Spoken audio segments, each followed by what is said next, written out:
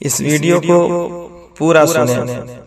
شب برات کیا ہے؟ اس ویڈیو کو سننے سے بہت کچھ آپ کو معلوم ہو جائے گا انشاءاللہ کہ نماز قضا کیسے پڑھیں گے، قضا نماز کی نیت کیسے کریں گے، اور کتنی رکعتیں قضا پڑھنی ہے۔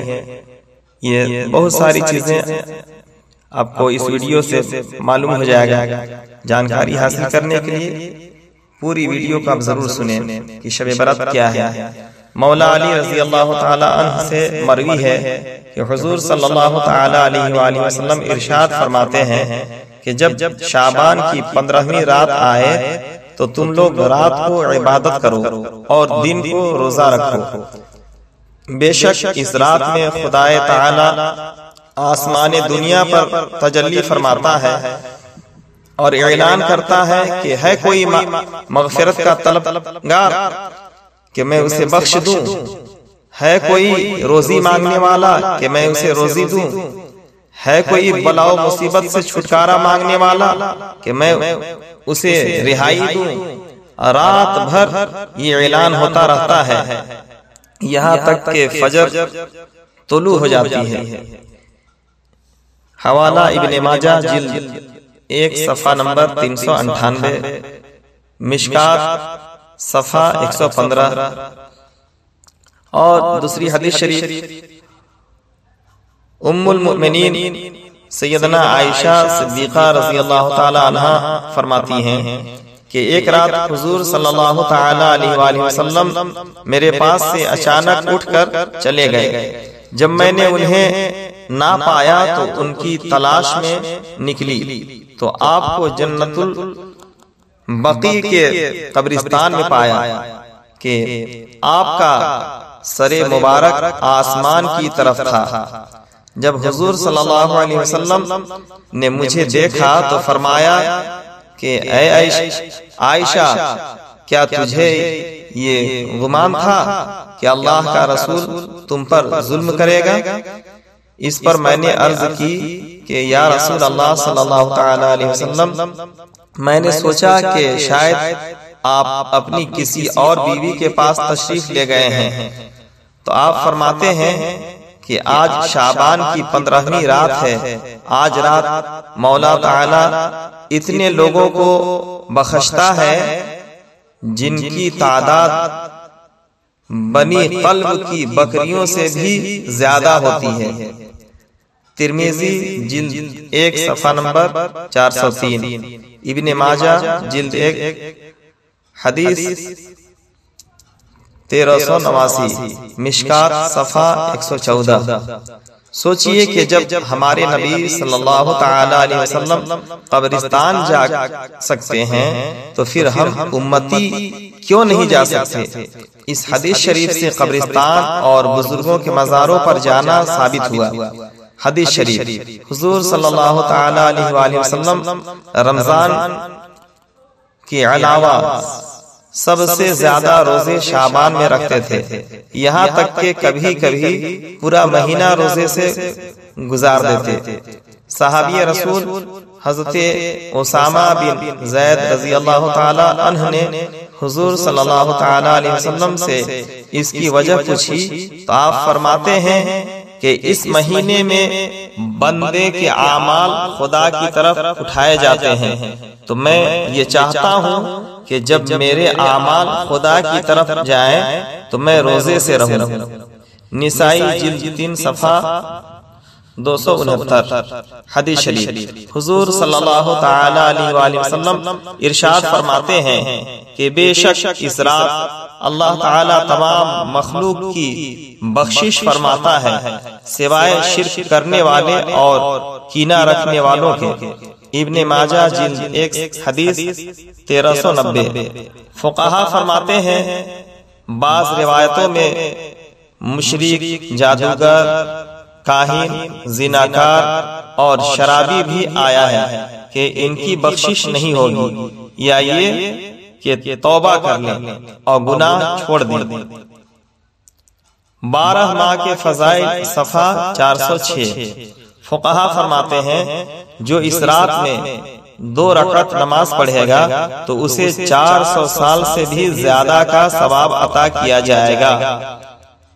نزہۃ المجالس جلد 1 صفحہ 132۔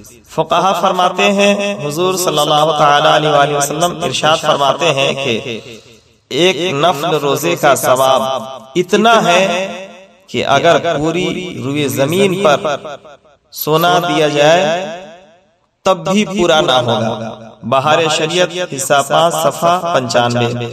فقہا فرماتے ہیں اگر اس رات پانی میں بیر کے پیڑ کی 7 پتیوں کو جوش دے کر اس سے غسل کریں تو انشاءاللہ تعالی پورا سال جادو اور سحر سے محفوظ رہے گا۔ اسلامی زندگی صفحہ 77۔ نمازیں اس رات میں بہت ہیں اور سب کی اپنی اپنی فضیلت ہے، مگر یاد رکھیں کہ نفل عبادتیں جتنی بھی ہیں چاہے وہ نماز ہو یا روزہ اسی وقت قبول ہوگی جبکہ فرض ذمہ پر باقی نہ ہو۔ لہذا جس کی نماز قضا ہو وہ قضائے عمری پڑھیں، اور جن کا رمضان کا روزہ قضا ہو وہ شب برات، محرم شریف، عاشورہ وغیرہ کے روزے کے بدلے رمضان کے روزے کی قضا کی نیت کرے۔ جن کی بہت زیادہ نمازیں قضا ہوں اس کو آسانی سے ادا کرنے کے لیے سرکار اعلی حضرت رضی اللہ تعالی عنہ فرماتے ہیں کہ فقہا فرماتے ہیں ایک دن کی 20 رکعت نماز پڑھنی ہوگی، 5 وقت کی فرض اور عشاء کی وتر، یعنی 20 رکعت ایک دن کی نماز پڑھنی ہے۔ نیت یوں کریں، نیت کی میں نے 2 رکعت نماز قضا جو میرے ذمہ باقی ہیں، ان میں سے پہلی فرض فجر کی، اللہ تعالیٰ کے لیے منہ میرا کعبہ شریف کی طرف اللہ اکبر کہہ کر ہاتھ باندھ لیں۔ یوں ہی فجر کی جگہ ظہر، عصر، مغرب، عشاء، وتر صرف نمازوں کا نام بدلتا رہے۔ قیام میں ثنا چھوڑ دیں اور بسم اللہ سے شروع کریں، بعد سورہ فاتحہ کے کوئی سورہ ملا کر رکوع کریں اور رکوع کی تسبیح صرف ایک بار پڑھیں، پھر یوں ہی سجدوں میں بھی ایک بار ہی تسبیح پڑھیں۔ اس طرح 2 رکعت پر قاعدہ کرنے کے بعد ظہر، عصر، مغرب اور عشاء کی تیسری اور چوتھی رکعت کے قیام میں صرف 3 بار سبحان اللہ کہیں اور رکوع کریں۔ آخری قاعدے میں التحیات کے بعد درود ابراہیم اور دعائے معصورہ کی جگہ صرف اللہم صلی علی سیدنا محمد وعلی آلہ کہہ کر سلام پھیر دیں۔ وتر کی تینوں رکعت میں سورہ ملایا جائے، تینوں رکعت میں سورہ ملائی جائے گی، مگر دعائے قنوت کی جگہ صرف اللہم اغفر لی کہہ لینا کافی ہے۔ الملفوظ حصہ 1 صفحہ 62۔ یہ روایت ہے قضائے عمری نماز پڑھنے والوں کے لیے۔ حدیث شریف امت المؤمنین سیدنا عائشہ صدیقہ رضی اللہ تعالی عنہا فرماتی ہیں کہ حضور صلی اللہ علیہ وسلم کو کھانے میں حلوہ اور شہد بہت پسند تھے۔ بخاری جلد 2 حدیث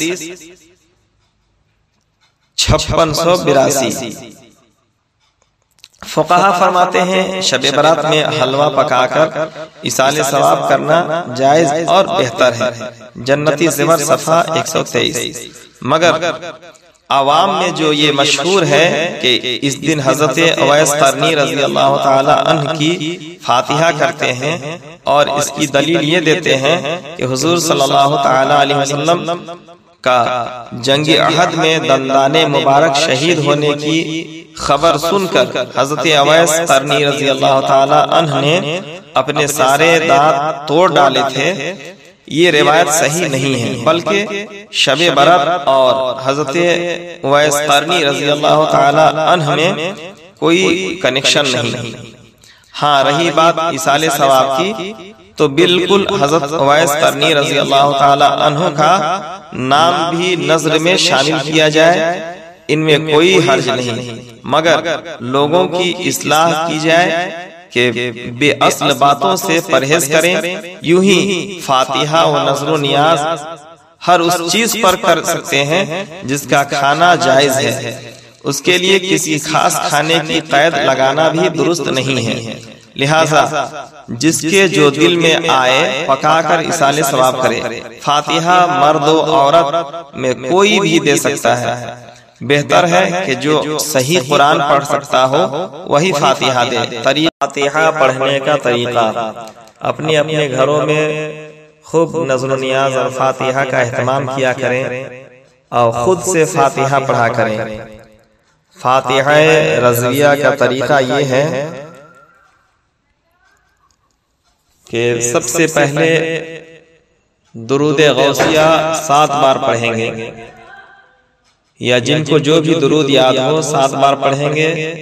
پھر سورہ فاتحہ 1 بار پڑھنا ہے، آیت الکرسی شریف 1 بار پڑھیں گے، سورہ اخلاص یعنی قل هو اللہ احد 7 بار پڑھنا ہے، پھر درود غوثیہ 3 بار پڑھ کر اب ہاتھ اٹھا کر بسم اللہ شریف اور درود شریف پڑھیں۔ اس کے بعد اس طرح بخشیں اور یوں کہیں کہ یا رب کریم، جو کچھ بھی میں نے ذکر و اذکار، درود شریف، تلاوت قرآن کی، یا جو کچھ بھی نظر و نیاز پیش ہے، ان میں جو بھی کمی رہ گئی ہو انہیں اپنے حبیب صلی اللہ علیہ وسلم کے صدقے میں معاف فرما کر قبول فرما۔ یا اللہ، ان تمام پر اپنے کرم کے حساب سے اجر و ثواب عطا فرما۔ اس ثواب کو سب سے پہلے میرے آقا و مولا جناب احمد مصطفیٰ محمد مصطفیٰ صلی اللہ تعالی علیہ وآلہ وسلم کی بارگاہ میں پہنچا۔ ان کے صدقے و طفیل سے تمام انبیاء کرام، صحابہ کرام، اہل بیت کرام، اولیاء کرام، شہداء کرام، صالحین کرام، خصوصاً حضور سیدنا غوث اعظم رضی اللہ تعالی عنہ کی بارگاہ میں پہنچا۔ ان تمام کے صدقے و طفیل سے اس کا ثواب تمام سلاسل کے پیران اعظام، خصوصاً ہند الولی حضرت خواجہ غریب نواز رضی اللہ تعالی عنہ کی بارگاہ میں پہنچا۔ بالخصوص سلسلہ عالیہ، قادریہ، برکاتیہ، رضویہ، نوریہ، چشتیہ، صابریہ، سہروردیہ، نقشبندیہ کے جتنے بھی مشائخ کرام ہیں، خصوصاً اعلی حضرت امام احمد رضا خان فاضل بریلوی علیہ رحمت و رضوان کی بارگاہ میں پہنچا۔ مولا تمام کے صدقے و طفیل سے ان تمام کا ثواب، خصوصاً جس کا بھی نام لینا چاہیں یہاں پر نام لے لیں، فلاں یا فلانی کو پہنچا کر حضرت آدم علیہ السلام سے لے کر آج تک و قیامت تک جتنے بھی مومنین و مومنات گزر چکے یا گزرتے جائیں گے، ان تمام کی روح پاک کو پہنچا۔ پھر اپنی جائز دعائیں کر کے درود پاک اور کلمہ شریف پڑھ کر چہرے پر اپنے ہاتھوں کو پھیر لیں۔ یہ ہوا فاتحہ پڑھنے بخشنے کا طریقہ۔ گزارش ہے کہ آپ سب اپنے اپنے گھروں میں فاتحہ کا اہتمام کیا کریں اور خود سے فاتحہ پڑھیں۔ ویڈیو پسند آئے تو لائک، شیئر، کامنٹ اور یوٹیوب رضوی چینل لوہردگا کو سبسکرائب کرنا نہ بھولیں۔ دعاؤں کا طالب محمد اشرف اللہ رضوی لوہردگاوی۔